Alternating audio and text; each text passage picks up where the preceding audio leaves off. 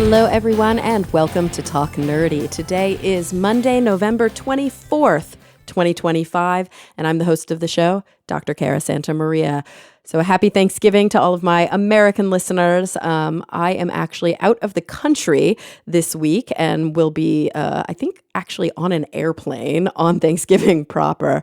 It's a good time to fly. You wouldn't think it is, but when you fly on the actual day, I say that now as I pre-record this, but usually it's a little less expensive, at least to and fro the U.S. The rest of the world obviously doesn't have any indication of that. I am yammering on, but I'm really excited about this week's episode. Before I get into it, it's a big one. It's an important one. But before I get into it, I do want to thank you.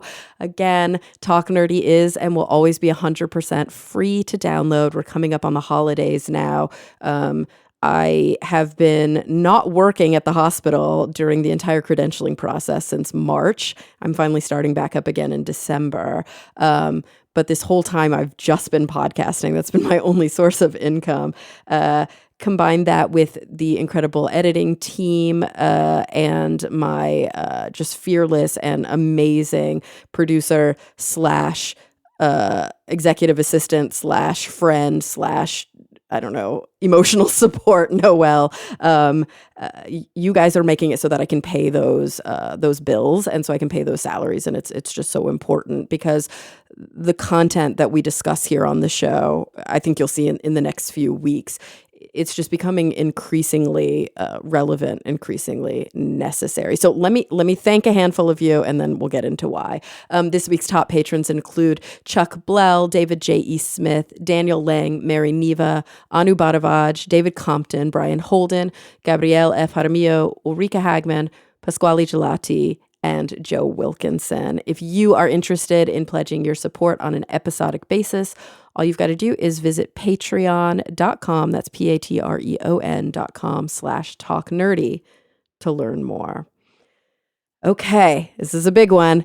This week, I had the opportunity to speak with Dr. Michael E. Mann. You probably know Michael Mann, and we'll talk about this as the researcher responsible for the infamous, famous, important, necessary hockey stick graph when it comes to the change in our climate's temperature, right, when it comes to global warming. He's a presidential distinguished professor in the Department of Earth and Environmental Science at the University of Pennsylvania. He's also the director of the Penn Center for Science, Sustainability, and the Media. And he has a new book that he co-wrote with Peter J. Hotez, who's the dean of the National School of Tropical Medicine and a professor of pediatrics and molecular virology and microbiology at Baylor College of Medicine. He's also the co-director of the Texas Children's Center for Vaccine Development. So we've got probably the most famous climate scientist combined with just an incredibly important researcher in the world of virology, microbiology, and vaccine science. And they co-wrote a book, Science Under Siege: How to Fight the 5 Most Powerful Forces That Threaten Our World. So without any further ado, here he is, Dr. Michael E. Mann. Well, Mike, whatever you prefer to be called, I am so glad that you are here today, and I just want to thank you for joining us here on the show. Yeah, thanks, Cara. I'm Mike to my friends, and so that should suffice for our conversation here. I love it. I always ask people before we start rolling, I'm like, I use the full name and title in the show notes and when I intro you, but like, are you okay with me calling you by your first name? And I've yet to have somebody say, God, no, you must call me Dr. Mann. Yeah, well, we've hung out before, so yes, it's great to be back with you. Yeah, so we've chatted before when you were a guest on The Skeptic's Guide to the Universe, but I've not had you yet on Talk Nerdy. I will say part of that is because although the show has been going on for, 11 years now, early on, I was getting a lot of bookings directly from, publishers and publicists in the sciences. Right. And just because of the nature of my show being a hard science show early on and not doing as much social justice work, it was just like white men left and right, like cis het white men. And so I made a conscious effort quite a while ago to intentionally bring more marginalized people on the show. And it's rare now that I have a cishet white man on the show. Oh, But I'm I have to honored. say, yes. Yeah, I figured it was just because I wasn't nerdy enough. No, not at all. Couldn't be that. No. But I have to say, when your new book came across my desk, I was like, I have to get Mike on the show. This is such Great. an Yeah. important topic. So I'm so glad that you're here. Well, I'm glad to be here. So thank you so much. Absolutely. So you co-wrote your new book, Science Under Siege, with Peter Hotez. Is that how you pronounce it? Yes, it is. Yep. And so he is the dean of the National School of Tropical Medicine and also a pediatrics and molecular virology and microbiome professor at Baylor. You are now a presidential distinguished professor in the Department of Earth and Environmental Science at UPenn, and also the director of the Penn Center for Science, Sustainability, and the Media. Most people know you as a climate scientist, right? Right. Yeah, absolutely. Yeah. I mean, so you're wondering how did, it almost sounds like the makings of a joke. A climate scientist and a vaccine scientist walk into a bar, right?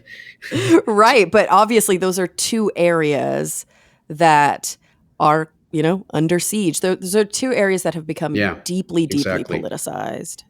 Yeah, exactly. And that's sort of how this came about. About 5 years ago, I was witnessing my colleagues in the public health arena be subject to the same sorts of attacks that I had been subject to decades ago when we published the now well-known hockey stick curve, and it sort of made me a target for fossil fuel front groups and polluters, advocates for polluters, politicians who find the science of climate change inconvenient to an agenda of continued fossil fuel dependence. And so they went after me in an effort to discredit this iconic graph that demonstrates just how profound the warming of the past century is, how without precedent it is, and really drives home the reality of the problem. So, I had been subject to attacks by right-wing politicians and news outlets. So, the Rupert Murdoch media empire demands I be fired from my job by climate, you name it. And it was sort of PTSD for me, you might say, when about 5 years ago, I saw my friends in the public health arena, like Peter, like Tony Fauci, being subject to exactly the same sorts of character attacks, the same tactics, often by some of the same players. And I reached out to Peter, because I felt like we had some lessons, that I had some wisdom I could share with him based on my own experiences. We became friends. We realized, hey, we've got a book to write, because whether it's climate science or COVID-19 vaccines, we're dealing with this massive assault by an anti-science driven, movement that threatens us all. Absolutely. And I think this is such a great way to start this conversation, because probably the number one question that I've been champing at the bit to ask you has to do with that very thing. You have been dealing with this kind of pressure for a lot of your career, but I'm curious, from your perspective, does it feel different now? It does, in a sense. If we can use a medical analogy, I would say, back in the 1990s, there was this sort of localized cancer in the the body politic, this assault, this bad faith assault on climate science by fossil fuel interests and those promoting their agenda. And what we've seen is this metastasize now to impact not just all of science, but our entire public discourse, this bad faith assault by plutocrats. We spell them out in the book, plutocrats and petrostates and polluters, who have come together to, try to not just mislead the public and policymakers about sort of some of the critical threats that we face in the science that underlies that, but essentially to undermine our entire public discourse. So yeah, it feels much bigger. It feels like what was once this localized cancer has now metastasized to impact our entire body politic. And it's such a difficult position to be in. I mean, I'm sitting over here as a science communicator turned clinical psychologist. So I'm working Yeah. within the systems, but I'm also, continuing to do some of the public communication of science. I Yeah. don't have a position where I am attempting to affect policy, for example, but I just can't imagine that those who are working as public servants and the scientists, I mean, they must feel so uh, like it must be hard to Yeah. maintain hope.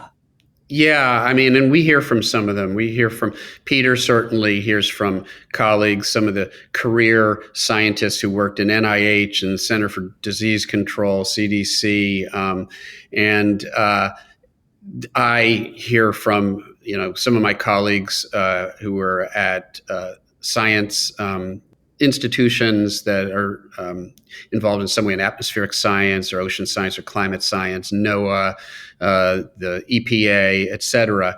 We hear stories from colleagues who are still somehow there, or in many Mhm. cases who have been let go over the past several months as the current administration, the Trump administration, looks to uh, pretty much dismantle the Yeah. infrastructure for public health science in the U.S., the infrastructure for climate, advancing the science of climate and advancing the solutions.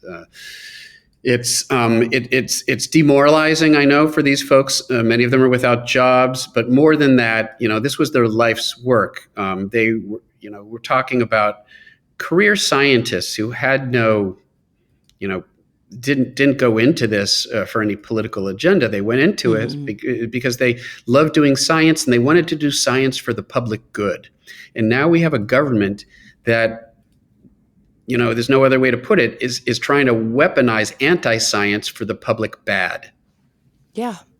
Yeah.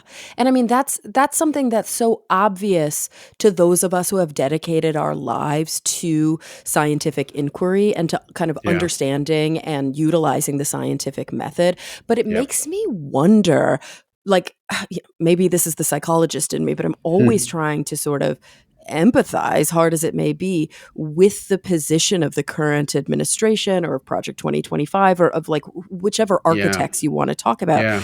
They must know what's going to happen. So is this intentional? Is it they want to make there be, public like a lack of public sort of engagement so that authoritarianism can rule? Like, is that the end Yeah. game here? What is the point? Yeah, no, I understand what you're saying. We'd like to believe that, like, our fellow human beings aren't just purely being evil for the sake of being Right. evil.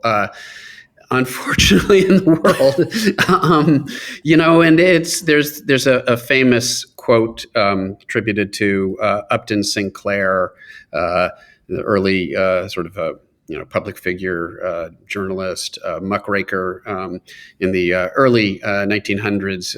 Once famously said that it's very difficult to get a man to understand something when his salary depends on him not understanding it. And I think, Right. unfortunately, that is a pretty appropriate framing for a lot of what we're seeing. We're talking about people who are too well educated and too smart to believe much of the nonsense and the propaganda that they are actively promoting. Now, some of these people are ideologues. Some of these people may believe their own rhetoric. I believe that's true of RFK Jr. As misguided Yeah. as he is, I think he actually believes a lot of what he's saying. We don't really know if it's RFK Jr. or the worm who ate his brain, but what's Yeah. coming out of him appears to be an authentic sort of expression of his viewpoints. But in many cases, it's a purely cynical gambit by people who are focused on achieving as much short-term profit and power as they possibly can at the expense of the rest of us, at the expense of scientific truth, and at the expense of good faith discourse.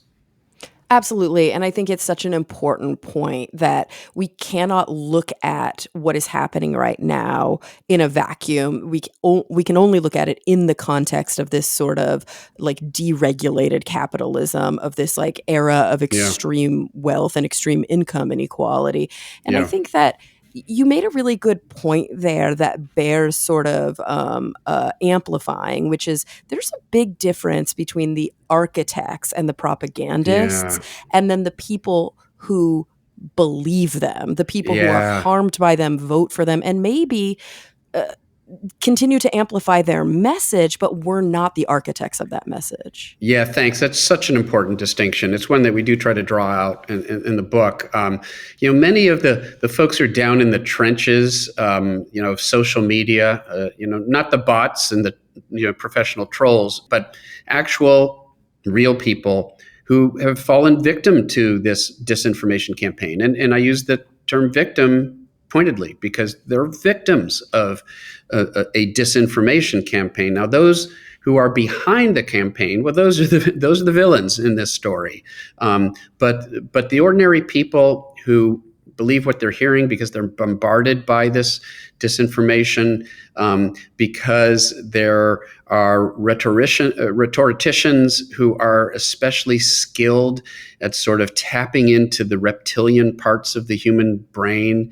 Mm-hmm. And I think that that's a lot of what's going on. People who, are, if you're constantly watching Fox News and reading the Wall Street Journal editorial pages, you have a view of the world that is so, out of bounds, that is so fundamentally inconsistent with the way the world actually is, and it's easy for people to become trapped in that epistemic bubble, where they're just bombarded with this disinformation. Now, Fox News is pumping out the disinformation for the most cynical purposes, and we know that. And they've lost lawsuits over that. They know they're lying.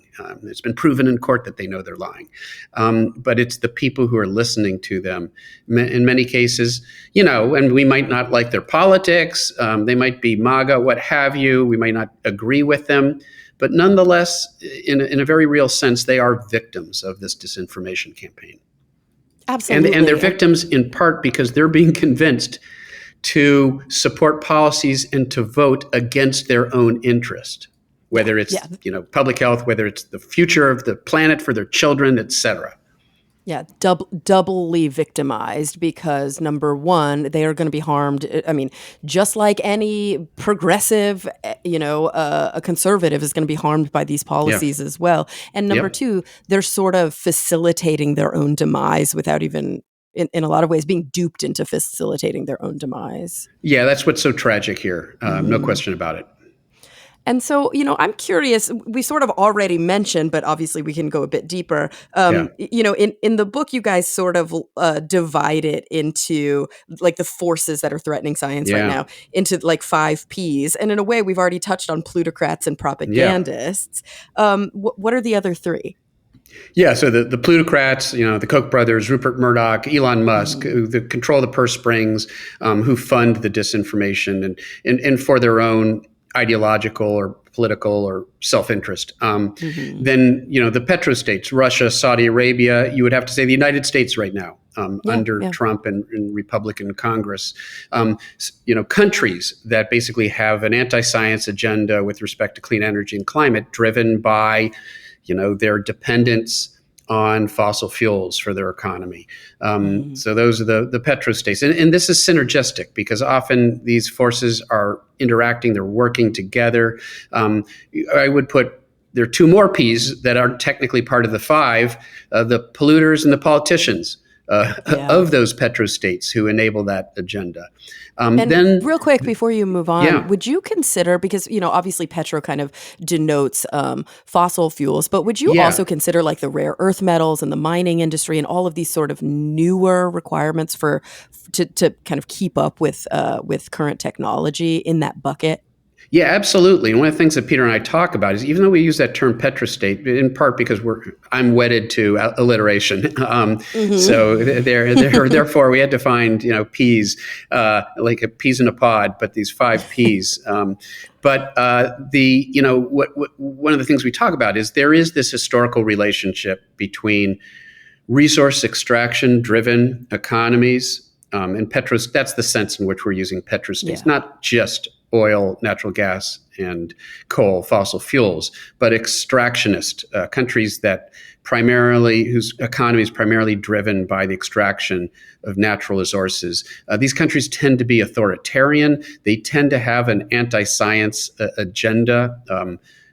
through and through. And we can get, if you want, we can get into how is it that like some of these same petrostates and plutocrats hopped on the anti-vax train. We understand why they dispute climate science and fight against renewable energy because it's a direct challenge to their fossil fuel business model. But why is it that they became, antagonistic to the public health community? But they did, and so there is this relation. These petrostates really are more generally authoritarian regimes that are driven by a political agenda, which is propped up by anti-science. Absolutely. And I think it's funny because I get into this is going to be in the weeds for like 2 seconds here, but because you know the SGU guys and because you've been on the show before, I have to bring up here, and I publicly talk about this with them as well. One of our biggest sticking points when we do argue on the show, which we don't because we agree about a lot of things, has to do with crude space travel and with sort of this motivation. I thought you were saying crude oil. Yeah, no, crude, like CREWED. Exactly. Took me a second. Yes. Yeah, I know. The new nomenclature doesn't always work in an audio format. But so this idea, and they are like just gung-ho pro space travel in almost every single form. And I am always very eked out and reticent when it comes to sending people into, the far-flung regions of space, wherever we might be able to go, because it does seem to be that the motivation is almost always extractive, colonial, geopolitical, and I just don't think you can tease those things apart. But, I hear a common argument that it's like, no, it's just, the human spirit of wanting to understand what we don't yet understand. And I love that. And it's very pure, but it also feels so naive to me. Even if you look back to the early explorers, like it was gross. It was a gross time.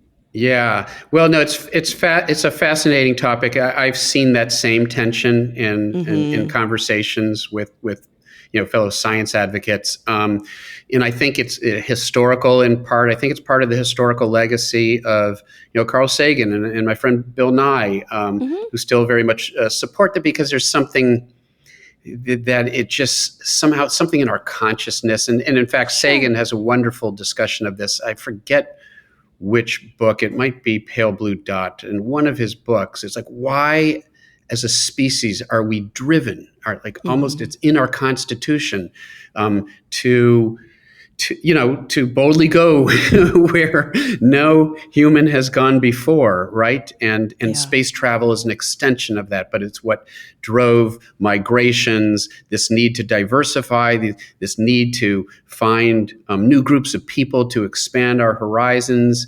and somehow it's ingrained in our psyche, in our collective consciousness. And so I understand that. And I think that was, people who have been very influential in this world, the science communication world, like Carl Sagan, I think did, and it's sort of eloquently expressed in the book and then movie Contact, for example, where Jodie Foster, is the star scientist, again, undergoing, I won't give it away for those who haven't seen it, but traveling through space and time to extend our horizons.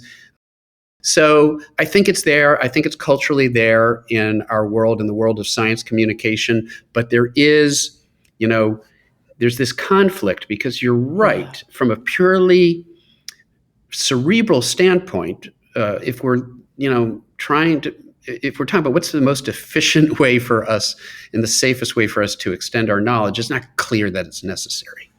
Right. And we have robots now. Right. Yes. And there are ways to go do these things without, but even with the robots. Welcome our new robot overlords. Let me just be firmly on record with that. They can't screw up the planet more than we did. So. Yes. And especially when it comes to space travel. Yeah. But I digress. I do think that each of these, obviously, 5 main forces, which you guys get so deep into in the book, there are just layers upon layers upon layers. So we mentioned the plutocrats, we mentioned the petrostates, we mentioned the propagandists in passing. What about the pros? Yeah, so the pros and the propagandists are sort of two sides of the same coin. Hmm. These are the people sort of out there promoting the disinformation, the misinformation. It's the petrostates and the plutocrats who are funding the operation, but Hmm. they need ground forces out there, promoting the disinformation, and on social media, on podcasts, in the mainstream media, on conservative talk, conservative, television and news networks or pseudo news networks. So some of them do it for money. They're literally paid for that, and hence they're pros. And in the world of public health, there's an interesting sort of special case of sort of the health freedom Yeah. mountebanks, Like libertarian. Exactly. They've exploited this sort of libertarian health freedom movement, but a lot of them have monetized that in a very cynical way by undermining public faith in conventional in vaccines, so that they can market their snake oil and charge huge expenses for conference consultations that go along with selling very cheap but completely unhelpful fake miracle cures, like ivermectin or hydrochloroquine, and so they're a special. But the bottom line is whether they're monetizing the anti-science by selling a product, getting rich doing so, or taking big bucks from tobacco and fossil fuel companies to get out there on Fox News and promote propaganda. Those are the pros. The propagandists, many of them do it anyways. They're not necessarily paid, but they're still part of that ecosystem. They're true believers or what have you. And so that's essentially the same category, the pros and the propagandists. And in many cases, one could argue over whether a particular individual is in one category or the other. But that fills out, so it's the petrostates, plutocrats, the pros and propagandists, and then there's one more. The press, right? And they're deeply related as well. Yeah, and that was tough for Peter and me, really, to be so convinced that our media has become part of the problem that we were willing to actually make that one of the categories, even though we have, colleagues, friends, journalists that we've interacted with, that we've worked with. There's so many really good journalists out there. And so we're not saying they're all bad and that all these outlets are bad. What we are saying is that too often now, many of our major media, especially as they're bought out by some of these conservative plutocrats, right? Like CBS News, we're looking at you. Elon Musk buying Twitter, and now TikTok being bought by another one of these conservative plutocrats. So our media are no longer independent. They're being bought out by plutocrats. Jeff Bezos is a plutocrat, owns the Washington Post, and we've seen him now come out and say, well, we are going to, he's gotten rid of a lot of their longtime opinion writers. They're more progressive opinion writers. There have been massive layoffs, and he said that he is now sort of retooling the Washington Post to promote conservative principles like free markets. New York Times, we take them to task for engaging in what we call performative neutrality, where both the New York Times and the Washington Post have repeatedly platformed the lab leak theory of COVID-19, even though there isn't a single peer-reviewed article that supports it. And the evidence is overwhelmingly in the direction of zoonotic spillover events, transmitted from bats and pangolins to human beings. There's quite a bit of evidence that that's what's happened. But the idea that it was a lab leak in Wuhan, China, plays into so many useful stereotypes that the right has exploited. And here you've got, legacy media like the New York Times, like the Gray Lady and the Washington Post, that have platformed, not just pseudoscience, but anti-science, and done so, for example, in several cases on the eve of, say, a congressional testimony by Tony Fauci. And the day before, the New York Times, the Washington Post will publish an op-ed attacking the mainstream scientific understanding of COVID-19 and platforming anti-science. And so we have to hold them accountable as well. Even, it's not just the right-wing media. Obviously, they're a problem. The Rupert Murdoch, the Murdoch empire, his media empire, is the single greatest promoter of anti-science propaganda, both with respect to climate and COVID-19 vaccines. Obviously, they're a problem, but even what we might call the mainstream press have now become weaponized in a way that is extremely unhelpful. Do you think that part of this is like an Overton window issue? That like certain Yeah, things in the window of discourse have become so yeah, normalized, like certain radical things, that what seems now center is actually, and I know Overton went kind of north-south axis intentionally to avoid right, left-right, but right. like that radical things are now Yeah. considered like policy or popular or sensible. Yeah, I mean, look at the things right now that the president of the United States is doing. I mean, literally amputating the White House. Yeah. You know, amputating a leg off of the White. I mean, it's symbolic of just how the standards have shifted so dramatically that things that wouldn't have been thought Would have never been okay. I mean, possible. Yeah, throwing a Gatsby themed party at Mar-a-Lago in the middle of SNAP benefits being taken from millions of yeah, Americans. Like, and it's just, yeah, yeah, audacity. yeah. The audacity to say, you know what? We are so immune now to criticism that we're going to prove your point for you, and it's not going to matter. Mm-hmm. We're going to Mm-hmm. give you the you know the video clip that you ought to be able to use to defeat every Republican in Congress in the upcoming, in the midterm elections. We're going to give it to you, and you're still not going to be able to win because we got so much money. We're so organized. We've taken over the reins of the government. That is their attitude, and that's why Yeah. they think that they are now, that they are now immune to the will of the public, and that's a very dangerous place for us to be. But you're absolutely right; it's this shifting of the Overton window, but it didn't happen by chance. It happened because of these deeply entrenched, well-funded, plutocrats, conservative plutocrats, dark money that they have used to basically buy out our media, control the public discourse, and Mm-hmm. and move that window in the direction that they want it to go. And so, really, like this idea that, because you often hear this and it kind of flies in the face of evidence-based or science-based thinking, critical Yeah, thinking, kind of the skeptic mantra that there is this like deep state and this is like a huge conspiracy theory. But really, like it's like you said, if you follow the money, there is sort of a natural path of least resistance, almost like an evolutionary principle at yeah, play, where uh, those with, I guess, the most fitness, but here we're talking yeah, about capitalist fitness, yeah. Right. greed. Yeah. These things are just going to happen over and over, and they don't have to be, I guess, all in cahoots for that to occur. Yeah, no, absolutely. And let's, I mean, if we want to bring some scientific gravitas to this Hmm. point of view, let's introduce Albert Einstein, who famously wrote back in the 1930s.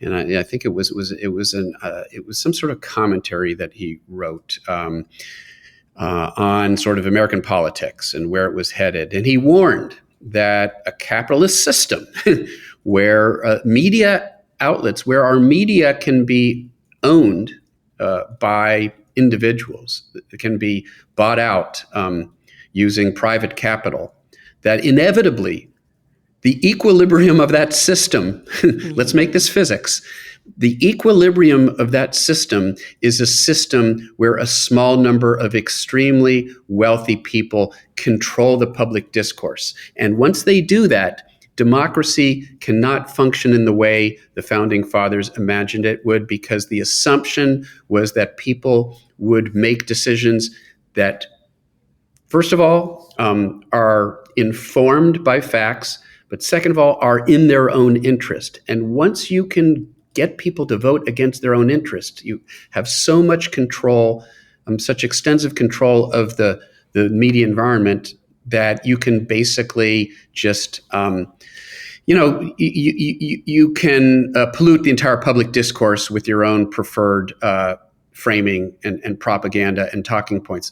So Einstein worried that that was the equilibrium of a system where our media could be bought using private capital, that we'd have a privatized media, a system with a media that can be owned by a small number of individuals. The equilibrium of that is a small number of individuals who are running the country and making policy in their own interest rather than in the public interest. And that was, the better part of a century ago that Einstein warned of that. So, if you want to say that Einstein was a conspiracy theorist, then fine, make that argument. But no, some of the greatest scientific minds, in modern history saw this quite clearly. Carl Sagan saw this. He warned about this as well. So did so many other great thinkers, scientists and great thinkers saw this. Even Mike Judge saw where we were headed in Idiocracy, right? Yep. Yeah, absolutely. That's sort of the comic version. Einstein and Sagan are the tragic version. Idiocracy is the comic version of that prophecy. Yeah. And I mean, it's such a tough thing because there's this part of all of us that it's not institutional memory. It's very recent memory. Obviously there have been governmental problems for quite some time, regardless of the political party that's like in power. But we do remember when the people who were sort of playing the game agreed on the rules. Exactly. And that we all were sort of pro-democracy and anti-authoritarianism. And now that that's not the case, the system is breaking down. Yeah. You're so right. I mean, it's interesting to think about what were the axioms, and they were, this was the Enlightenment. They were guided by science and Enlightenment. The founding fathers, they were well educated. They thought scientifically. Jefferson was a scientist. Benjamin Franklin, the founder of my university, was a scientist. They were sort of axiomatic in how they thought. And so we can ask, what were the axioms? What were the assumptions? And one of the assumptions that they made was that we could at least agree upon the basic premise that our country was founded on. Yes. And so we're in a tough spot, and I want to make sure that we carve out enough time because we're getting close to our time crunch here. But you mentioned previously, and I think it's clear to see this connection between plutocracy and petrostates. This connection between fossil fuels and individuals in governmental power who have been bought by lobbyists and are making decisions to help, just increase wealth for a select few. But the anti-vax movement, it does seem strange. It doesn't seem like the lobby, like that there's a big profit motive there. If anything, it seems like pharma would be a better alliance with these plutocrats. So when did we go astray there? That's a great question. And so Peter and I trace it back. I mean, the roots of sort of the health freedom movement and sort of libertarian conservative politics go way back, to early American history. Spanish flu, there was the anti-mask movement. I remember seeing all those amazing photographs and in the archives. Well, and sort of the rugged individual, there was this idea that we should be free. You can't tell me, what medicines to take. So it's almost, arguably part. There are good things about sort of the American psyche, and there's some bad things about it. And one of it, in the tendency to challenge authority, can serve us well in certain circumstances. But when authorities are advising us based on the scientific consensus as to how to best protect ourselves from disease, we should be listening to those authorities. But this anti-authoritarianism, and that was a big part. It's a big part of the conservative movement today. They need people confused. They need them distrustful. They need them distrustful of experts. And that can be obviously the climate experts and the clean energy experts, but it's the public health experts as well. And one of the interesting sort of pieces of the puzzle.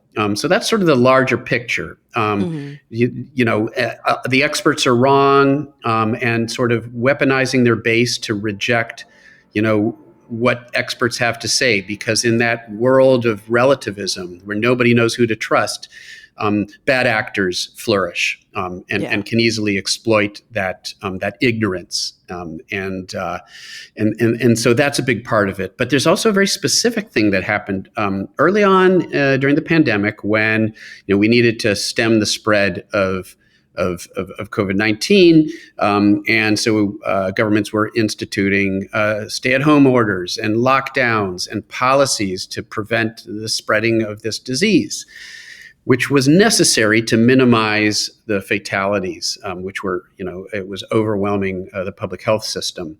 Mm-hmm. And one thing that led to was a decrease in energy usage. And you can see it if you look at carbon emissions. There's a big dent, a negative dent during the pandemic, when less use of energy in general, decreased carbon emission, decreased use of fossil fuels. And guess who that hurt? That hurt the fossil fuel industry, including the largest privately held fossil fuel interest, the petrochemical Koch industries. And the Koch brothers, these infamous plutocrat libertarians who have funded much of the disinformation infrastructure of climate denial and opposing clean energy. Well, early on, they saw their own interest as being threatened by the advice of the public health community. Don't listen to the experts who are telling you we need lockdowns, you need to wear masks, et cetera. And the problem is that created this sort of weaponized rabble that was sort of conditioned to reject the advice of the public health community. And when that came around to being vaccination, well, they were going to reject that too. And the tragedy of that was hundreds of thousands of lost lives in the United States, because largely the conservative base had been weaponized to reject the advice of the public health community, which included the advice to take a vaccine that could save your life. And in many cases didn't, because these people wouldn't take it. And then there's this weird confluence where this kind of prominent, outspoken, as you mentioned before, dyed-in-the-wool anti-vaxxer happened to have the ear of the president, happened to be promoted to a very influential post. Absolutely. And in that regard, it's chillingly so similar to and I know we don't have the time to go through it, so your listeners can, look up Lysenko and the Soviet Lysenkoism. We talk about that a lot. Yes. This is the trajectory we are on right now. Absolutely. And it's happened before, where, anti-science became sort of the official ideological view of the government, in that case, the Russian government, and led to the demise of hundreds of thousands of people because of famines that resulted from the bad pseudoscience that was being used to guide agricultural policies in the Soviet Union and in Russia. And so it's the same. History, they say, doesn't repeat, but it often echoes itself. That's sort of where we are. Yeah. Yeah, and people will die. And I think it's an important thing, it's important to bring everyone's attention to that. So much important stuff in this book. We didn't even get to talk about how you go to bed at night without, tons of ennui, but and where you find your hope. Can I take a second? Yes, please. Please. Yeah, first of all, it's history doesn't repeat, but it does rhyme. That's the saying I was looking for. Yes. And there are lots of things that we can do to try to make sure, as scientists, as science communicators, the work that we do to inform the public is even more important today. And we have to create space for young scientists who want to be involved in that. We have to sort of reclaim the scientific discourse that has been, hijacked by these bad actors, no question about it. But it's almost impossible for us to do that as long as the rules are stacked against us. And so in the end, we need to take the actions necessary to reclaim our politics, right? We need to elect politicians, policymakers who are going to support policies to regulate big tech so that they're not allowed to weaponize social media in the way that's being weaponized against the public interest. That dark money, limiting the penetration of dark money, which is poisoning our politics and poisoning policy. All of these things we can't do as individuals. We need our government to do it, and that'll only happen if we vote for politicians, support politicians, create space and support for those politicians who are willing to advocate on our behalf rather than be rubber stamps for these bad actors. And I say that, I'm not sure when this is going to run, but today is election day. It's an off-term election. Yeah. And it sort of drives home. People need to get out. They need to use their voice and their vote to try to to steer the ship back to the path of truth and decency. Absolutely. Gosh, I can't thank you enough for the time that you gave us today, for the time that you've committed to your research, your work in, public communication of these important issues, and this wonderful book co-written by yourself, Dr. Michael Mann and Dr. Peter Hotez. The book is Science Under Siege: How to Fight the 5 Most Powerful Forces That Threaten Our World. Mike, thank you so much for joining us. Thank you so much, Kara. It's always such a pleasure to talk with you, and I look forward to talking again, hopefully sometime soon.